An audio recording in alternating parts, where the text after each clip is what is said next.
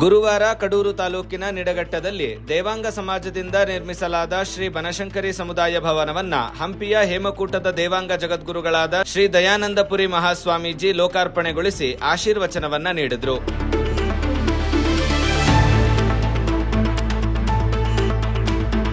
ಕಾರ್ಯಕ್ರಮದಲ್ಲಿ ಶಾಸಕರಾದ ಎಚ್.ಡಿ. ತಮ್ಮಯ್ಯ ಮಾತನಾಡಿ, ಪುಣ್ಯಕ್ಷೇತ್ರಗಳ ದರ್ಶನದಿಂದ ಮನಃಶಾಂತಿ ಜೊತೆಗೆ ಸಕಾರಾತ್ಮಕತೆ ಬರುತ್ತದೆ. ಎಲ್ಲಾ ಮನುಷ್ಯರಿಗೆ ಒಂದಲ್ಲ ಒಂದು ಜಂಜಾಟಗಳು ಇರುತ್ತವೆ.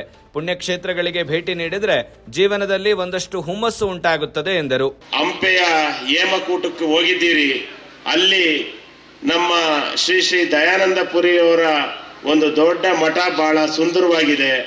ಅಲ್ಲೇ ತಾಯಿಯ ಬನಶಂಕರಿ ದೇವಿಯ ಒಂದು ದೊಡ್ಡ ದೇವಾಲಯ ಇದೆ. ಬಹುಶಃ ಇಲ್ಲಿರೋರು ಬಹುತೇಕ ಹೋಗಿ ಬಂದಿದ್ದಾರೆ ಅಂತ ಕಾಣುತ್ತೆ. ಹಂಪಿಲಿರೋ ಹೇಮಕೂಟದಲ್ಲಿರ್ತಕ್ಕಂಥ ಬನಶಂಕರಿ ತಾಯಿಯ ಆಶೀರ್ವಾದ ಪಡ್ಕೊಂಡ್ ಬಂದಿದ್ದೀವಿ. ನಾವು ಹೋಗಿನಾರ ಒಂದಷ್ಟು ಕೈ ಎತ್ತಿ ನೋಡಿ. ಹೋಗಿಲ್ಲ ಆದರೆ ನಿಮ್ಮಲ್ಲಿ ಕಳಕಳಿಯ ಮನವಿ ಮಾಡ್ತೇನೆ. ಮುಂದಿನ ತಿಂಗಳಲ್ಲಿ ಬುದ್ಧಿ ಹಂಪಿ ಉತ್ಸವ ನಡೆಯೋದು. ಬುದ್ಧಿ ಇದೇ ಫೆಬ್ರವರಿ ತಿಂಗಳಲ್ಲಿ ಅಲ್ಲಿ ಹಂಪಿ ಉತ್ಸವ ನಡೆಯುತ್ತೆ. ರಾಜ್ಯದಲ್ಲಿರ್ತಕ್ಕಂಥ ಎಲ್ಲ ದೇವಾಂಗ ಬಂಧುಗಳು ಬನಶಂಕರಿ ತಾಯಿಯ ಆಶೀರ್ವಾದವನ್ನು ಪಡೀಲಿಕ್ಕೆ ನೀವೆಲ್ಲರೂ ಅಲ್ಲಿಗೆ ಹೋಗಿ ಆಶೀರ್ವಾದ ಪಡ್ಕೊಂಡ್ ಬರಬೇಕು. ಅದಕ್ಕೆ ಏನಾದ್ರು ಸಹಕಾರ ಕೇಳಿದ್ರೆ ಖಂಡಿತ ಶಾಸಕರಾಗಿ ನಿಮಗೆ ಸಹಕಾರವನ್ನ ಕೊಡ್ತಾರೆ ಅನ್ನೋ ಒಂದು ಮಾತನ್ನ ಈ ಸಂದರ್ಭದಲ್ಲಿ ಹೇಳಲಿಕ್ಕೆ ಬಯಸ್ತಾ ಇದ್ದೇನೆ. ಪುಣ್ಯಕ್ಷೇತ್ರಗಳಿಗೆ ಹೋಗೋ ಉದ್ದೇಶ ಏನೇಳಿ? ಪುಣ್ಯಕ್ಷೇತ್ರಗಳಿಗೆ ಹೋಗೋ ಉದ್ದೇಶ ಬೇರೆ, ಅಲ್ಲೇ ನಾವು ಟೂರ್ ಹೋಗೋದು ಮಜಾ ಮಾಡೋದು ಅಲ್ಲ. ಯಾವುದೇ ಪುಣ್ಯಕ್ಷೇತ್ರಗಳಿಗೆ ಹೋಗೋದು, ಆ ಪುಣ್ಯಕ್ಷೇತ್ರಗಳಿಗೆ ಹೋದಾಗ ಆ ದೇವಾಲಯದಲ್ಲಿ ಅರ್ಧ ಗಂಟೆ ಪ್ರಾರ್ಥನೆ ಮಾಡಿದಾಗ ನಮ್ಮ ದೇಹಕ್ಕೆ, ನಮ್ಮ ಮನಸ್ಸಿಗೆ ಶಾಂತಿ ಉಂಟು ಮಾಡೋದ್ರ ಜೊತೆ ಪಾಸಿಟಿವ್ ಎನರ್ಜಿ ನಮಗೆ ಬರ್ತದೆ. ಪಾಸಿಟಿವ್ ಎನರ್ಜಿ ಬರ್ತದೆ. ಇಲ್ಲಿರೋರೆಲ್ಲರೂ ಕೂಲಿ ಮಾಡೋರಿಂದ ಅಗರ್ಭ ಶ್ರೀಮಂತರವರೆಗೂ ಒಂದಲ್ಲ ಒಂದು ಜಂಜಾಟ ಇದ್ದೇ ಇರ್ತದೆ. ಆದರೆ ಅಲ್ಲಿ ಹೋಗಿ ತಾಯಿ ಸನ್ನಿಧಿನಲ್ಲಿ ಪುಣ್ಯಕ್ಷೇತ್ರದಲ್ಲಿ ಅಲ್ಲಿ ನೀವು ಒಂದಷ್ಟು ಪ್ರಾರ್ಥನೆಯನ್ನ ಮಾಡಿದಾಗ ನಿಮಗೆ, ನಿಮ್ಮ ದೇಹಕ್ಕೆ, ನಿಮ್ಮ ಮನಸ್ಸಿಗೆ ಉಂಟಾಗುವ ಆ ಪಾಸಿಟಿವ್ ಎನರ್ಜಿ ಇದೆಯಲ್ಲ, ಮತ್ತೆ ನಿಮ್ಮ ಜೀವನದಲ್ಲಿ ಒಂದಷ್ಟು ಉತ್ಸಾಹವನ್ನ ತರ್ತದೆ ಅನ್ನೋ ಒಂದು ಸದುದ್ದೇಶದಿಂದ ನೀವೆಲ್ಲ ಪುಣ್ಯಕ್ಷೇತ್ರಗಳಿಗೆ ಹೋಗ್ಬೇಕು ಅಂತೇಳಿ ಈ ಸಂದರ್ಭದಲ್ಲಿ ಮನವಿ ಮಾಡ್ತೇನೆ. ಏನು 12ನೇ ಶತಮಾನದಲ್ಲಿ ಬಸವಾದಿ ಶರಣರು, ವಚನಕಾರರು, ಆ ವಚನವನ್ನ ನಾವು ನೀವೆಲ್ಲ ಅರ್ಥ ಮಾಡಿಕೊಳ್ಳುವ ರೀತಿಯಲ್ಲಿ ಸ್ವಚ್ಛ ಕನ್ನಡದಲ್ಲಿರ್ತಕ್ಕಂಥ ವಚನ ಇಡೀ ನಮ್ಮ 5-6 ವರ್ಷ ಇತಿಹಾಸ ಇರ್ತಕ್ಕಂಥ ಭಾರತದಲ್ಲೇ ಶ್ರೇಷ್ಠ ಆ ವಚನಕಾರರು ಮತ್ತೆ ವಚನಗಳು ಅನ್ನೋದನ್ನ ಈ ಸಂದರ್ಭದಲ್ಲಿ ಹೇಳಲಿಕ್ಕೆ ಬಯಸ್ತಾ ಇದ್ದೇನೆ. ಅವರು ಹೇಳುವ ವಚನಗಳು ಅವತ್ತಿಗೂ ಪ್ರಸ್ತುತ, ಇವತ್ತಿಗೂ ಪ್ರಸ್ತುತ ಅನ್ನೋ ಒಂದು ಮಾತನ್ನ ಈ ಸಂದರ್ಭದಲ್ಲಿ ಹೇಳಲಿಕ್ಕೆ ಬಯಸ್ತಾ ಇದ್ದೇನೆ. ಅದರಲ್ಲೂ ನಮ್ಮ ನೆಚ್ಚಿನ ಈಗಿನ ಮುಖ್ಯಮಂತ್ರಿಗಳಾಗಿರ್ತಕ್ಕಂಥ ಸನ್ಮಾನ್ಯ ಸಿದ್ದರಾಮಯ್ಯನವರು, ನಮ್ಮ ನೆಚ್ಚಿನ ಮುಖ್ಯಮಂತ್ರಿಗಳಾಗಿರ್ತಕ್ಕ ಸನ್ಮಾನ್ಯ ಸಿದ್ದರಾಮಯ್ಯನವರು ಅಹಿಂದ ವರ್ಗಕ್ಕೆ ನ್ಯಾಯ ಕೊಡಿಸೋದ್ರಲ್ಲಿ ಇಡೀ ದೇಶದಲ್ಲಿ ಏನಾದ್ರು ಮೊದಲನೇ ಸ್ಥಾನದಲ್ಲಿದ್ರೆ, ಅಹಿಂದ ವರ್ಗಕ್ಕೆ ನ್ಯಾಯ ಕೊಡಿಸೋದ್ರ ಮೊದಲನೇ ಸ್ಥಾನದಲ್ಲಿದ್ರೆ ನಮ್ಮ ನೆಚ್ಚಿನ ಮುಖ್ಯಮಂತ್ರಿ ಸನ್ಮಾನ್ಯ ಸಿದ್ದರಾಮಯ್ಯನವರು ಅನ್ನೋದನ್ನ ಹೆಮ್ಮೆಯಿಂದ ಹೇಳಲಿಕ್ಕೆ ಬಯಸ್ತೇನೆ. ಎಲ್ಲ ಸಣ್ಣ ಸಣ್ಣ ಸಮುದಾಯಗಳ ಮಠಾಧೀಶರನ್ನ ಕರೆಸಿ ಬೆಂಗಳೂರಿನಲ್ಲಿ ಅವರಿಗೆ ಅವಕಾಶ ಮಾಡಿಕೊಡುವ ಜಾಗದ ಒಂದು ವ್ಯವಸ್ಥೆಯನ್ನು ಮಾಡಿದ್ದಾರೆ. ಇದುವರೆಗೂ ಯಾರು ಗುರುತಿಸಿದಂತ ಕೆಲಸವನ್ನ ನಮ್ಮ ನೆಚ್ಚಿನ ಮುಖ್ಯಮಂತ್ರಿ ಸನ್ಮಾನ್ಯ ಸಿದ್ದರಾಮಯ್ಯನವರು ಮಾಡಿದ್ದಾರೆ ಅನ್ನೋ ಒಂದು ಮಾತನ್ನ ಈ ಸಂದರ್ಭದಲ್ಲಿ ಹೇಳ್ತೇನೆ. ಬಹುಶಃ ನಾವು ನೀವು ಇಲ್ಲೆಲ್ಲರೂ ಇದ್ದೀವಿ, ಎಲ್ರಿಗೂ ದೇವಸ್ಥಾನ, ಸಮುದಾಯ ಭವನದ ಅವಶ್ಯಕತೆ ಇದೆ. ಆದರೆ ಏನು ಡಾಕ್ಟರ್ B.R. ಅಂಬೇಡ್ಕರ್ ಅವರು ಅಥವಾ ಏನು ದೇವರ ದಾಸಿಮಯ್ಯ ಇವರೆಲ್ಲ ಹೇಳಿದ್ದು ಅಂತ ಹೇಳಿದ್ರೆ, ಶೋಷಿತ ವರ್ಗದವರನ್ನ ಸಮಾಜದ ನಿರ್ಮಾಣ ಆಗ್ಬೇಕು ಅಂದ್ರೆ ಶೋಷಿತ ವರ್ಗದವರನ್ನ ಸಮಾಜದ ಮುನ್ನೆಲೆಗೆ ತರಬೇಕು ಅನ್ನೋ ಒಂದು ಕನಸನ್ನ ಕಂಡಿದ್ರು. ಶೋಷಿತ ವರ್ಗದವರನ್ನ ಸಮಾಜದ ಮುನ್ನೆಲೆಗೆ ತರಬೇಕು ಅನ್ನೋ ಒಂದು ಸದುದ್ದೇಶ ಇಟ್ಕೊಂಡು ನಮ್ಮ ಸರ್ಕಾರ ಇವತ್ತು ಆರ್ಥಿಕವಾಗಿ, ಸಾಮಾಜಿಕವಾಗಿ, ಶೈಕ್ಷಣಿಕವಾಗಿ ನೀವು ಗಟ್ಟಿ ಆಗ್ಬೇಕು ಅನ್ನೋ ಒಂದು ದೃಷ್ಟಿಯಿಂದ 5 ಗ್ಯಾರಂಟಿಗಳನ್ನ ಕೊಟ್ಟು ಇವತ್ತು ಸಮಾಜದ ಮಹಿಳೆಯರು ಬೆಲೆ ಏರಿಕೆಯಿಂದ ತತ್ತರಿಸಿರುವ ಸಂದರ್ಭದಲ್ಲಿ ನಿಮ್ಮೆಲ್ಲರಿಗೂ ಪ್ರೋತ್ಸಾಹಧನ ನೀಡುವುದರ ಮುಖಾಂತರ ನಿಮ್ಮನ್ನ ಆರ್ಥಿಕವಾಗಿ ಗಟ್ಟಿಯನ್ನ ಮಾಡಿದ್ದಾರೆ. ನಿಮಗೆಲ್ಲರಿಗೂ ಆಶ್ಚರ್ಯ ಆಗ್ಬೋದು ಏನಾಗಿದೆ ಅಂತೇಳಿ. ಏನು ನೀವು ಹೆಣ್ಮಕ್ಳಿಗೆ 2,000 ಕೊಡ್ತಿರೋದ್ರಿಂದ ನೀವು ಯಾರು ನಿಮ್ಮ ಮನೆ ಯಜಮಾನರನ್ನಾಗ್ಲಿ, ನಿಮ್ಮ ತಂದೆಯವ್ರನ್ನಾಗ್ಲಿ ಖರ್ಚಿಗೆ ಕಾಸು ಕೇಳದಂತೆ ನಿಮ್ಮ ಆರ್ಥಿಕವಾಗಿ ಗಟ್ಟಿಯಾಗಿದ್ದೀರಿ. ಇಡೀ ದೇಶದಲ್ಲಿ ತೆರಿಗೆ ಹೆಚ್ಚು ಕಟ್ಟೋದ್ರಲ್ಲಿ ಮಹಾರಾಷ್ಟ್ರ ಬಿಟ್ಟರೆ 2ನೇ ಸ್ಥಾನದಲ್ಲಿರ್ತಕ್ಕಂಥದ್ದು ಅದು ನಮ್ಮ ಕರ್ನಾಟಕ ರಾಜ್ಯ. ಹಾಗಾಗಿ ಇವತ್ತು ಒಬ್ಬ ವ್ಯಕ್ತಿಯ ಪರ್ ಕ್ಯಾಪಿಟಲ್ ಅಮೌಂಟ್ ಅಂತ ಏನ್ ಬರ್ತದೆ, ಅದು ಪ್ರತಿಯೊಬ್ಬ ವ್ಯಕ್ತಿಯ ಕ್ಯಾಪಿಟಲ್ ಅಮೌಂಟ್ 2,18,000 ಬರ್ತದೆ. ಇದು ಇಡೀ ದೇಶದಲ್ಲಿ ಮೊದಲನೇ ಸ್ಥಾನದಲ್ಲಿದೆ ಕ್ಯಾಪಿಟಲ್ ಅಮೌಂಟ್ ನಮ್ಮ ವ್ಯಕ್ತಿಗಳ ಜೀವನದಲ್ಲಿ ಅಂತ ಹೇಳಲಿಕ್ಕೆ ಬಯಸ್ತೇನೆ. ಶ್ರೀ ದಯಾನಂದಪುರಿ ಮಹಾಸ್ವಾಮೀಜಿ ಆಶೀರ್ವಚನ ನೀಡಿ ಸಮಾಜವನ್ನ ಸಾಂಸ್ಕೃತಿಕವಾಗಿ ಕಟ್ಟಬೇಕು ಎನ್ನುವ ಕಾರಣಕ್ಕೆ ಹಿರಿಯರು ಚುನಾಯಿತ ಪ್ರತಿನಿಧಿಗಳ ಸಹಕಾರದಲ್ಲಿ ಸಮುದಾಯ ಭವನವನ್ನ ನಿರ್ಮಿಸಲಾಗಿದೆ. ಸಂಘಟನಾತ್ಮಕವಾದ ಕಾರ್ಯಕ್ರಮಗಳನ್ನ ನಡೆಸಲು ಇದು ಸಹಕಾರಿ. ಸಮುದಾಯ ಭವನದಿಂದ ಸಮಾಜ ಉತ್ತರೋತ್ತರ ಅಭಿವೃದ್ಧಿ ಕಾಣಲಿ, ಸಣ್ಣ ಸಣ್ಣ ಸಮಾಜಗಳನ್ನ ಒಗ್ಗೂಡಿಸಿ ಸಮಾಜಕ್ಕೆ ಬಲ ತುಂಬಬೇಕು ಎಂದು ಹೇಳಿದ್ರು.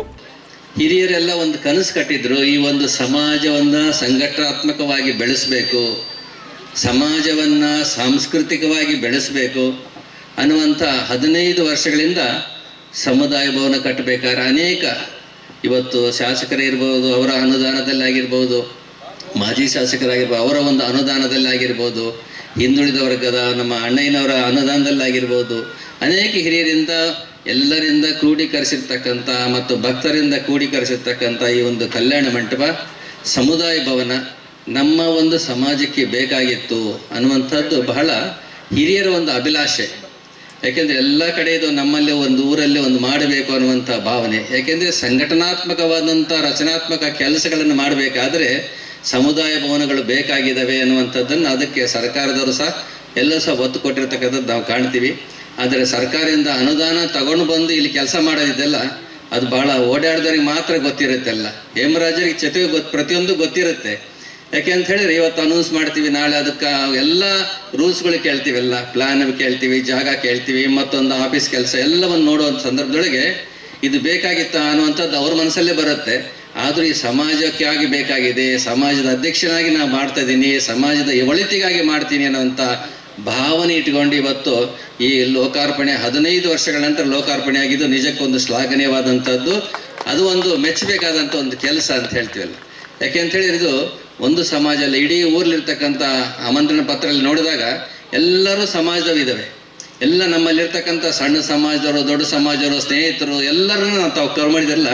ಅದಕ್ಕೆ ಹೇಳ್ತಾರೆ ನಮ್ಮ ಶಾಸ್ತ್ರದಲ್ಲಿ ವಸುದೈವ ಕುಟುಂಬಕಂ ಅಂತ ಹೇಳ್ತಾರೆ. ನಮ್ಮ ತತ್ವ ಸಿದ್ಧಾಂತದಲ್ಲಿ ಇವನಾರವ ಅಂತ ಹೇಳಿದ್ರೆ ಇವ ನಮ್ಮವನೆಂದು ಕಾಣಿರಯ್ಯ ಅಂತ ಹೇಳ್ತಾರೆ. ಹಾಗೆ ದೇವಾಂಗ ಸಮಾಜವು ಸಹ ನಮ್ಮ ಭೋಜೇಗೌಡರು ಮಾತಾಡ್ಬೇಕಾದ್ರೆ ಹೇಳಿದ್ರು, ನಮ್ಮಲ್ಲಿ ತಲತಲಾಂತರ 84 ಇಸ್ವಿಯಿಂದ ಹಿಡಿದು 40 ವರ್ಷಗಳ ಒಂದು ನಂಟಿದೆ ನಮಗೆಲ್ಲ ಅಂತ ಹೇಳಿದ್ರೆ ಅವ್ರಲ್ಲಿರ್ತಕ್ಕಂಥ ಆತ್ಮೀಯತೆ, ಭಾವನೆ, ನಿಮ್ಮಲ್ಲಿರ್ತಕ್ಕಂಥ ಏಕಾಗ್ರತೆ, ಅವ್ರಲ್ಲಿರ್ತಕ್ಕಂಥ ವಿಶ್ವಾಸ ಇವತ್ತು ಯಾವತ್ತೂ ಸಹ ಮರೆಯೋದಿಲ್ಲ ಅನ್ನುವಂಥ ಮಾತನ್ನು ಹೇಳ್ತೀವಲ್ಲ. ಮನುಷ್ಯನಿಗೆ ವಿಶ್ವಾಸ ಬಹಳ ಮುಖ್ಯ ಅಂತ ಹೇಳ್ತೀವಿ.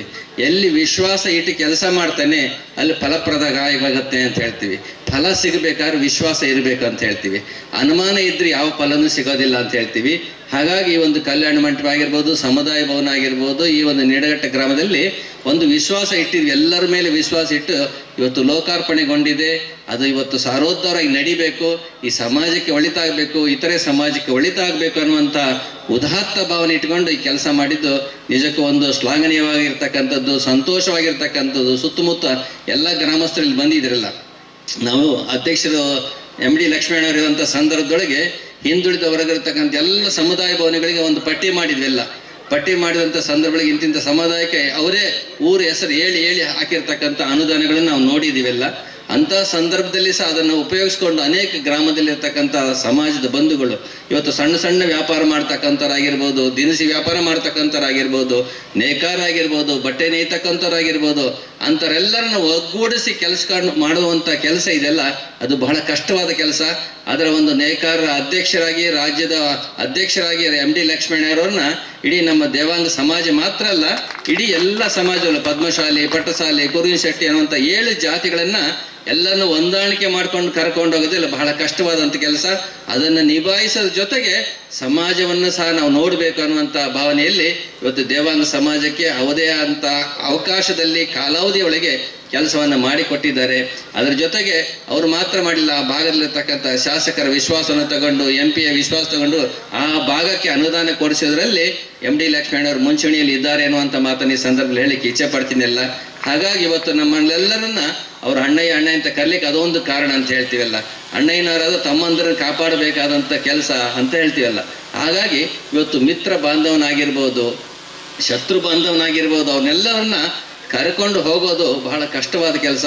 ಹಾಗಾಗಿ ಒಂದು ಸಮುದಾಯ ಭವನವನ್ನು ನೀವು ಮಾಡಬೇಕಾದ್ರೆ 15 ವರ್ಷಗಳ ಒಂದು ಪರಿಶ್ರಮ. ಸೀತೆ ವನವಾಸ ಹೋಗ್ಬೇಕಾದ್ರೆ 14 ವರ್ಷ ಆಯ್ತಂತೆಲ್ಲ. ಹಾಗೆ ಈ ಒಂದು ಸೀತೆ ನಮ್ಮ ದೇಶಕ್ಕೆ ರಾವಣ ಕರ್ಕೊಂಡು ಹೋಗಿ ಬರ್ಬೇಕಾದ್ರೆ ರಾಮ 14 ವರ್ಷ ಇದು ವನವಾಸ ಪಟ್ಟಂತ ಸಂದರ್ಭದೊಳಗೆ ಇವತ್ತು ನಿಡಿಗಟ್ಟ ಗ್ರಾಮದವರು ಒಂದು ಕಾಯಕಲ್ಪ ಮಾಡಿದ್ರು. ಇದನ್ನು ಹೇಗಾದ್ರೂ ಮಾಡಿ ಉದ್ಘಾಟನೆ ಮಾಡಬೇಕಂತೇಳಿ 14 ವರ್ಷ ಕಳೆದು 15 ವರ್ಷಕ್ಕೆ ಮಾಡಿದ್ದಾರೆ. ಅಂದ್ರೆ ನಿಜಕ್ಕೂ ಅದು ಫಲಪ್ರದವಾದಂಥ ಫಲವನ್ನು ಕೊಡುವಂತಹದ್ದು. ಇವತ್ತು ಏನದು ಬ್ಯಾಂಕಿಗೆ ಕೊಟ್ಟಿದ್ದಾರೆ, ಅದು ಬ್ಯಾಂಕಿನ ಉತ್ತರವಾಗಿ ಸಮಾಜಕ್ಕೆ ಅಭಿವೃದ್ಧಿ ಆಗುವಂಥ ಕೆಲಸದಲ್ಲಿ ತಮ್ಮನ್ನು ತಾವು ತೊಡಗಿಸ್ಕೊಂಡಿದ್ದಾರೆ, ಆ ಸಮಾಜಕ್ಕೆ ಆದರ್ಶವಾಗಿ ತೋರಿಸಿದ್ದಾರೆ ಅನ್ನುವಂಥ ಮಾತನ್ನು ಈ ಸಂದರ್ಭ ಹೇಳಕ್ಕೆ ಒಂದು ಇಚ್ಛೆ ಆಗ್ತಾ ಇದೆ. ಕಾರ್ಯಕ್ರಮದಲ್ಲಿ ವಿಧಾನ ಪರಿಷತ್ ಸದಸ್ಯ SL ಭೋಜೇಗೌಡ, ಮಾಜಿ ವಿಧಾನ ಪರಿಷತ್ ಸದಸ್ಯೆ ಗಾಯತ್ರಿ ಶಾಂತೇಗೌಡ, ಪಲ್ಲವಿ CT ರವಿ ಸೇರಿದಂತೆ ಸಮಾಜದ ಅನೇಕ ಮುಖಂಡರು ಹಾಗೂ ಗ್ರಾಮಸ್ಥರು ಭಾಗವಹಿಸಿದ್ರು.